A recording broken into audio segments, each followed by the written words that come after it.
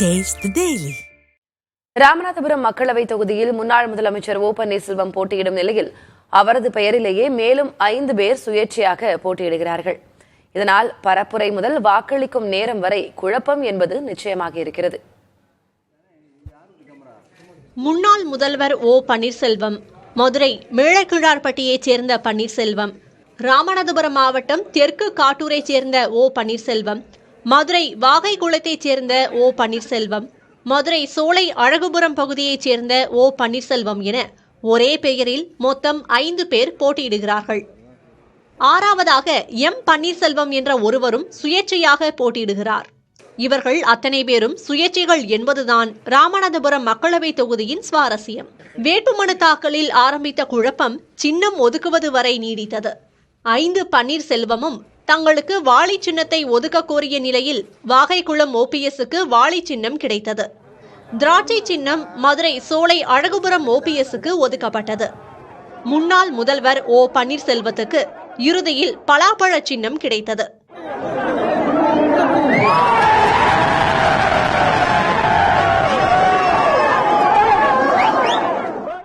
தெற்கு காட்டூர் ஓபிஎஸ்க்கு கண்ணாடி டம்ளர் சின்னம் தரப்பட்ட நிலையில் நாம் தமிழரின் முந்தைய சின்னமான கரும்பு விவசாய சின்னம் மேலக்கிழார்பட்டி ஓபிஎஸ்க்கு ஒதுக்கப்பட்டது. பரமக்குடி பன்னீர்செல்வத்துக்கு பட்டாணி சின்னம் கிடைத்தது. கடந்த 20, 21ஆம் தேதிகளில் 5 பன்னீர்செல்வங்களும் வேட்புமனு தாக்கல் செய்த நிலையில் முன்னாள் முதல்வர் மட்டும் பரப்புரைக்கு சென்று வந்தார். இத்துடன் குழப்பம் முடிந்தது என்று முன்னாள் முதல்வர் ஓபிஎஸ் நினைத்த நிலையில் கடந்த 11ஆம் தேதி முதல் திராட்சை சின்னம், கரும்பு விவசாயி, வாழை சின்னங்களுடன் ஒவ்வொரு ஓபிஎஸும் வாக்கு சேகரிக்க கிளம்பிவிட்டனர். ஒவ்வொருவரும் கச்சத்தீவை மீட்டுவிடும் உறுதியையும் தருகிறார்கள். வரும் 17ஆம் தேதியுடன் பரப்புரை முடிய உள்ள நிலையில் இன்னும் 8 நாட்கள் இருப்பதாக கூறுகிறார் ஒரு பன்னீர்செல்வம்.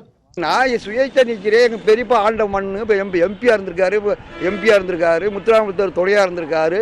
முத்துராமலிங்க கோரிப்பாளையத்தில் சிலை கட்டுவதற்கு எங்கள் பெரியப்பா கஷ்டப்பட்டுருக்காரு. அந்த கஷ்டத்தை நான் வந்து இங்கே அவங்க விட்ட பணி தொடரும்ல நிற்கிறேன் தவிர அவர் நிற்கிறாரு, இவர் நிற்கிறாரு, அது எனக்கு தேவையில்லை.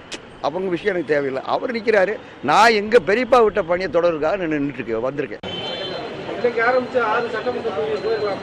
போயிடுவேன், முடிஞ்ச அளவுக்கு போயிடுவேன். நம்ம 8 நாள் இருக்குல்ல, 8 நாள் இருக்கு, நான் போயிருவேன். இதுக்கு வந்து கச்சை மீட்டு கொடுப்பேன். சரி, நல்ல தண்ணி இப்போ பட்டாத குறையா இருக்குது, அது நல்லபடியாக செஞ்சு கொடுப்பேன். வாக்கு வித்தியாசன்றதை விட நல்லபடியாக சேர்ப்பேன். அவரோட எனக்கு வேய்ப்பு நல்லா இருக்கும். அப்படியே அறந்து அங்கேயே இந்த சைடில் நான் ஓட்டு கட்டி பிரச்சாரம் பண்ணிக்கிறேன். வேறு எந்த தொகுதியிலும் இல்லாத அளவுக்கு எங்கள் தொகுதியில் இத்தனை குழப்பமா என திணறிக் கொண்டிருக்கிறார்கள் ராமநாதபுரம் தொகுதி வாக்காளர்கள். வேட்பாளர்களை இப்போ எனக்கு தெரிஞ்சு நான் ஒரு வேட்பாளருக்கு ஓட்டு போடணும் அப்படின்னா எந்த வேட்பாளருக்கு ஓட்டு போடுறதுன்னு தெரியல. ஏன்னா சின்னங்களை எல்லாருக்குமே தனித்தனியாக கொடுத்துட்டாப்புல. ஒரு வேட்பாளர் பேரில் ஒரு ஆள் 2 பேர் நிற்கலாம். இப்படி இத்தனை பேரை கொண்டு வந்து நிப்பாட்டி மக்களை குழப்புறது வந்து சரியான முறையான்னு தெரியல. ஓ பன்னீர்செல்வத்தை அறிமுகம் பண்ணி இருக்கிறார்கள்.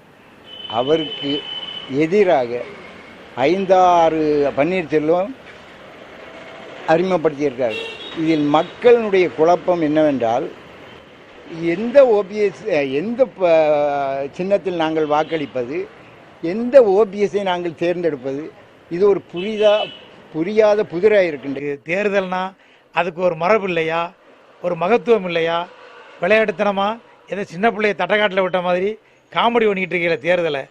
அதாவது காளமாடு கொம்புல கதம்பத்தை கட்டி விட்டா அது வந்து ஜல்லிக்கட்டுக்கு போகுதுன்னு அர்த்தம். ஆட்டுக்குட்டி களத்தில் கதம்பத்தை சுற்றி விட்டா வெட்டுக்கு போகுதுன்னு அர்த்தம். அப்போ ராமநாதபுரம் பாராளுமன்ற தொகுதியில் மக்களை பூரா நீங்கள் என்ன நினச்சிட்டிய? அவ்வளவு பேரையும் ஆட்டுக்குட்டியா நினைச்சிட்டிய. தேர்தலில் மற்ற 5 பன்னீர்செல்வங்களும் தோல்வியடைந்தாலும் கூட அடுத்த பயணத்தையோ சொந்த வேலையையோ பார்க்க சென்று விடுவார்கள். ஆனால் அரசியலிலேயே பயணப்படும் முன்னாள் முதலமைச்சர் ஓ பன்னீர்செல்வத்துக்கு தான் இதில் சிக்கல் சிகரத்தில் ஏறி நிற்கிறது. புதிய தலைமுறைக்காக ஒளிப்பதிவாளர் வினோத்குமாருடன் ஆனந்தன்.